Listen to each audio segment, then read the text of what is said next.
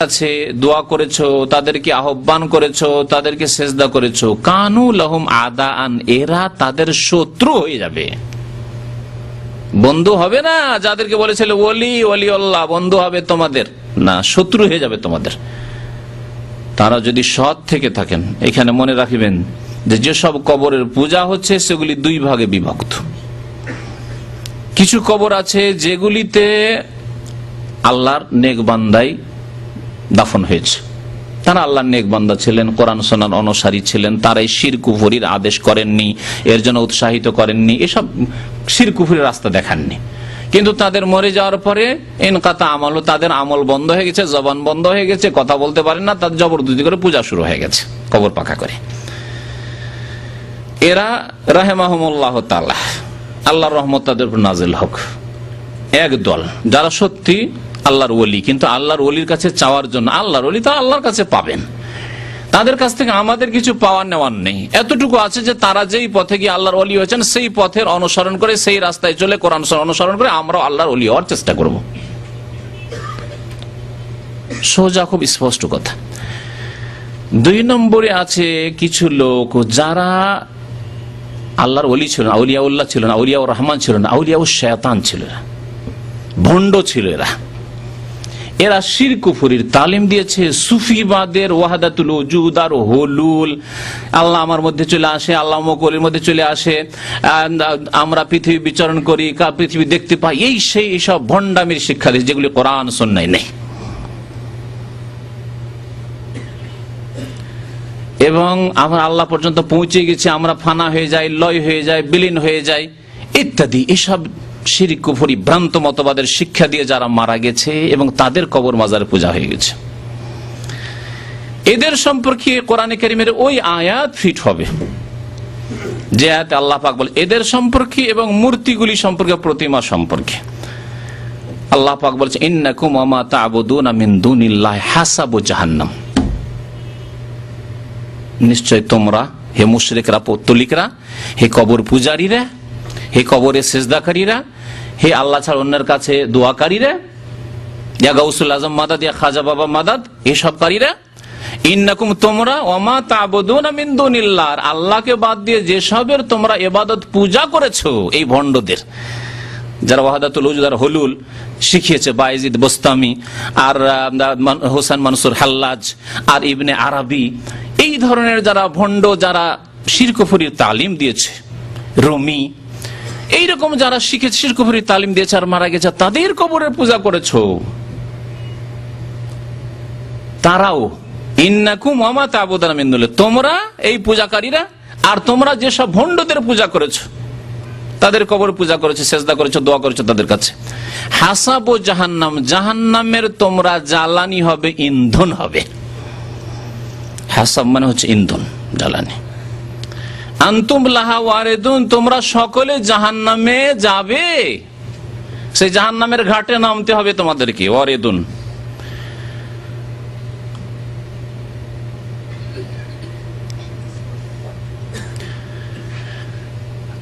আর তৃতীয় বলা যেতে পারে, যদিও 2 ভাগ করলাম, তৃতীয় আরেক ভাগ বলা যেতে পারে, বেশ কিছু কবরকে মাজার বানানো হয়েছে, যেসব কবরে আল্লাহর ওলি নাই আর শয়তানের ওলি নাই, ভুয়া কবর, একেবারে ব্যবসার কবর, কিছুই নেই, তাতে কেউ কোনোদিন দাফন হয়নি। স্বপ্নের ধর্ম, মিথ্যা স্বপ্নের কথা ছাড়িয়ে দিয়েছে, যে আজকে রাত্রে স্বপ্নে দেখেছি আমাদের গ্রামের অমুক পাশে এক আল্লাহর ওলি শুয়ে আছে, অমুক জায়গায় আল্লাহর ওলি শুয়ে আছে, আমাকে স্বপ্ন দেখিয়েছে। কে স্বপ্ন দেখিয়েছে? রাসূলুল্লাহ স্বপ্ন দেখেছে। প্রথম কথা, হয়তো তার ব্যবসা করার ইচ্ছা ছিল, পেটের ব্যবসাতে, বিনা পুঁজির ব্যবসা খুব ফলপ্রসূ, বাংলাদেশে ভারতে কবর মাজারের ব্যবসা খুব ফলপ্রসূ ব্যবসা, সেই ব্যবসায় শুরু করেছে। অথবা সে শয়তানকে দেখেছে, কারণ শিরক কুফরির শিক্ষা আল্লাহ বা তার রাসূল দিতে পারে না। তাহলে কবর মাজারগুলিকে 3 ভাগে ভাগ করা যেতে পারে, কবর মাজারগুলিকে 3 ভাগে ভাগ করা যেতে পারে। আল্লাহর নেক বান্দা শুয়ে আছে যারা শিরক কুফরি থেকে নিষেধ করেছেন, তারা ইনশাআল্লাহ তাআলা জান্নাতি এবং নেক সৎ রহমতুল্লাহ আলাইহিম, এবং তাদের উদাহরণ ওই রকমই যেমন ঈসা আলাইহিস সালামের সাথে খ্রিস্টান জগৎ করেছে। কাল কিয়ামতে ঈসা আলাইহিস সালামকে আল্লাহ পাক রব্বুল আলামিন জিজ্ঞাসা করবেন, তাকে জবাবদিহি করতে হবে তার শাসানিমূলক নয়। জিজ্ঞাসা করবেন এই খ্রিস্টান জগৎ যারা তৃতীয়বাদে বিশ্বাসী হয়ে কুফরি করেছে, শিরক করেছে, তাদেরকে শাসন করার জন্য এবং তাদেরকে দেখিয়ে দেওয়ার জন্য যে দেখো তোমাদের যে দাবি ছিল যে ঈসা আলাইহিস সালাম তোমাদেরকে এই ভ্রান্ত শিরক কুফরির তালিম শিক্ষা দিয়েছে, সেটা ভুল তোমাদের, এবং তোমরা জাহান্নামী। ঈসা আলাইহিস সালাম আমার সঠিক দিন তোমাদের পর্যন্ত পৌঁছিয়েছিল। ওয়াইজ ক্বাল আল্লাহু ইয়া ঈসা ইবনে মারইয়াম আনতা কুলতা লিন-নাস ইত্তাখিযুনি ওয়া উম্মি ইলাহাইন মিন দুনিল্লাহ।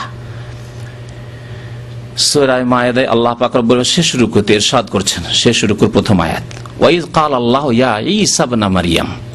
যখন আল্লাহ পাক বলবেন কাল কিয়ামতে, হে ঈসা ইবনে মারইয়াম, মারইয়ামের ছেলে ঈসা, আনতা কুলতা লিন-নাস, তুমি কি মানব জাতিকে বলেছিলে ইত্তাখিযুনি, আমাকে, ওয়া উম্মি, আমার মাকে, ইলাহাইন মিন দুনিল্লাহ, আল্লাহর সাথে বা আল্লাহকে বাদ দিয়ে আমাদেরকে দুই এলাহ, দুই উপাস্য, দুই মাবুদ বানিয়ে নিও, আর এই তিন খোদা, তিন এলাহ, তিন মাবুদের পূজা করিও। এই কথা তুমি শিখিয়েছিলে খ্রিস্টান জগৎকে। আল্লাহ পাক জিজ্ঞাসা করবেন ঈসা আলাইহিস সালামকে। ঈসা আলাইহিস সালাম জবাব দেবেন, লম্বা কথা রয়েছে, সেদিকে ঢুকলে আমাদের আসল আলোচনা হবে না। তারপরে আর কিছুটা বলি, তখন তিনি বলেন কালা সুবহানাকা, আল্লাহ তুমি পাক ও পবিত্র, তোমার পবিত্রতা ঘোষণা করি, সুবহানাল্লাহ বলি, সুবহানাকা মা ইয়াকুনু লি আন আকুলা মা লাইসা লি বিহাক, আমার পক্ষে হতেই পারে না যে এমন কথা বলবো যেটি আমার অধিকার নয়, হক নয়। আল্লাহ তোমার অধিকার, এটি উলুহিয়াত, ইবাদত, বন্দেগী, এলাহ, মাবুদ হওয়া, এটি তোমার অধিকার একমাত্র আল্লাহ। কখনো এই কথা আমি শিখাতে পারি না যে আমার পূজা করিও, আমাকে সান অফ গড বানিয়ে দিও, হ্যাঁ, ঈশ্বরের পুত্র, আল্লাহর পুত্র বানাইও, এসব কথা কখনো আমি শিখাইনি। ইন কুনতু কুলতুহু ফাকাদ আলিমতা, আল্লাহ যদি আমি বলে থাকি তুমি অবশ্যই আলিমুল গায়ব, তুমি জানো, আমি বলিনি আল্লাহ। ইন কুনতু কুলতুহু ফাকাদ আলিমতা তা'লামু মা ফি নাফসি, আল্লাহ আমার মনের কথা তুমি জানো, ওয়ালা আ'লামু মা ফি নাফসি, তোমার মনে যে তোমার ইচ্ছায় কি আছে আমাকে কেন আল্লাহ জিজ্ঞাসা করছো, আমি তো জানি না আল্লাহ। তারপরে আল্লাহ পাকের কাছে তার দরখাস্ত রয়েছে, ওয়া কুনতু আলাইহিম শাহীদাম মা দুমতু ফীহিম, আল্লাহ আমি যতদিন তাদের মাঝে ছিলাম ততদিন তো আমি সাক্ষী ছিলাম, ততদিন আমি দেখেছি। ফালাম্মা তাওয়াফাইতানি, যখন আমাকে উঠিয়ে নিয়েছো, তাওয়াফা মানে ওয়াফাত দেওয়া হয়, ইন্তেকাল হয়, তাওয়াফা মানে গ্রহণ করে নেওয়া হয়, যখন আকাশে গ্রহণ করে নিয়েছো, আমাকে উঠিয়ে নিয়েছো, কুনতা আনতার রাকিব আলিম, আল্লাহ তুমি এখন দেখাশোনার মালিক, আমি তো কিছু জানি না কি করে চলাতা পৃথিবীতে।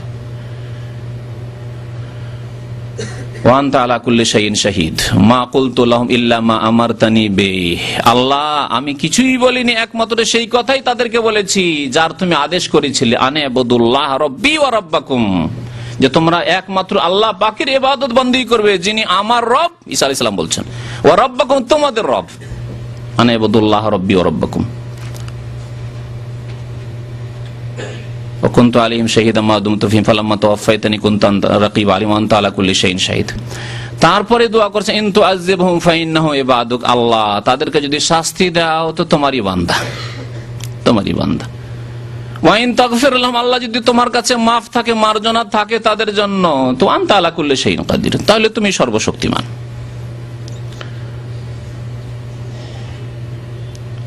এই হচ্ছে ঈসা আলাইহিস সালামের সাথে আল্লাহ পাকের কথা হাসরের মাঠে বিচার দিবসে। আল্লাহ পাক রব্বুল আলামিন কোরআনে আয়াতেও বলেছেন যে ওই যে আয়াতের কথা বললাম যে তোমরা এবং তোমরা যেসবের পূজা করেছো তারা জাহান্নামের ইন্ধন হবে, তারপরের আয়াতে রয়েছে ইন্নাল্লাযীনা সাবাকাত লাহুম মিনাল হুসনা উলাইকা আনহা মুবআদুন, যাদের জন্য আল্লাহ পাকের পক্ষ থেকে জান্নাতের ঘোষণা হয়ে গেছে আগে থেকে, সাবাকাত লাহুম মিনাল হুসনা, হুসনা জান্নাত, যে তারা সৎকর্মশীল ছিল এবং তারা জান্নাতি, এর কথা হয়, অর্থাৎ আল্লাহর নেক বান্দা। ঈসা আলাইহিস সালাম যদি তার পূজা করা হয়েছে, আল্লাহর নেক বান্দা, আল্লাহর ওলি যারা, তারা শিরক কুফরির আদেশ দেন, কোরআন সুন্নাহর প্রচার করেছেন কিন্তু তাদের পূজা করেছে, তাদের কবর পাকা করেছে এরা, উলাইকা আনহা মুবআদুন, এদেরকে জাহান্নাম থেকে দূরে রাখা হবে, এরা জাহান্নামের ইন্ধন হবে না, তাহলে যে ভাগ করলাম, কবরে যারা চলে গেছে এবং সেসব কবরে পূজা হচ্ছে মাজার বানিয়ে দিয়ে, সেসবের প্রথম শ্রেণী যারা, তাদের সম্পর্কে আল্লাহ বলছেন উলাইকা আনহা মুবাদুন, তারা জাহান্নাম থেকে দূরে থাকবে, কারণ তারা সৎকর্মশীল ছিলেন এবং তারা কোরআন সুন্নাহর অনুসারী ছিলেন, তারা